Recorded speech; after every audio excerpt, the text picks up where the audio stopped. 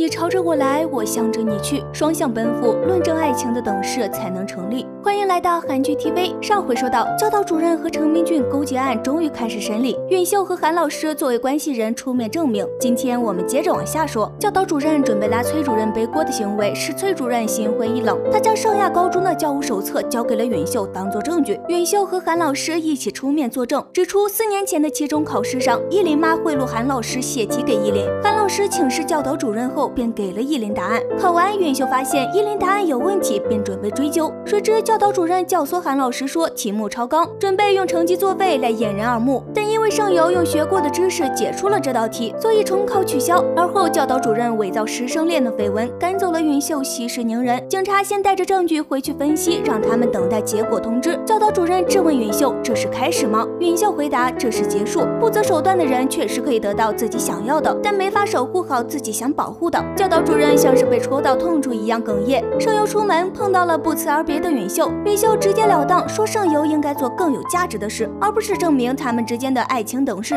盛友正委屈又疑惑，为什么允秀突然对他冷淡，回家就撞破了原来是父亲的教唆。他口口声声为了自己的好，却把自己最珍视的人推得远远的。盛友难过的离开家，教导主任以为是言语安插进来的间谍吴振泽泄露的教务手册，便以此为要挟，让言语向理事会解释敛财只是误会。由此教导主任被恢复了任职，但他还没来得及高兴，程明俊就打电话求助，说警察带着搜查令带走了依林妈。教导主任让程明俊劝依林妈顶罪，依林妈为了保护依林只好答应了。依林对此敢怒却不敢揭穿真相，因为一旦追究起来自己也躲不掉。言语之前向允秀炫耀盛才是自己男友的行为令盛才感觉很不满，于是和言语提出了分手。眼看评选财团理事的这种大日子临近，自己婚事告吹有损在父亲眼里的形象，他向盛才提出假婚，盛才让他不必担心，因为他要带着盛友给的资料，利用自己的人脉关系揭露教导主任的全部罪行。教导主任把教务手册泄露的事怀疑到了崔主任头上，表示自己若是当上了财团理事，校长之位便会给崔主任，借此来安慰崔主任那颗谋反的心。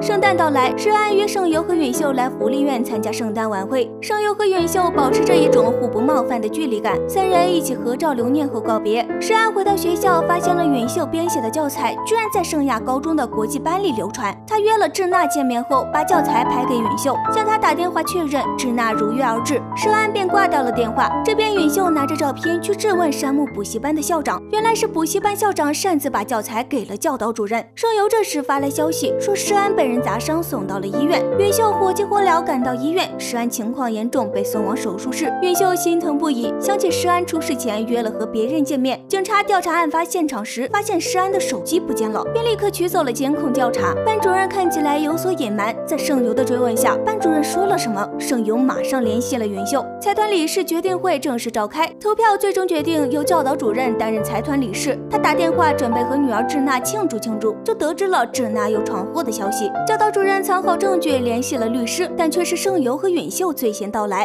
忧郁症第14集到这里就结束啦。盛友和允秀互视伤口，共同抗敌，眼看胜利在望，施安却受到了迫害。盛友和允秀能否为施安讨回公道？关注我，带你下期揭晓。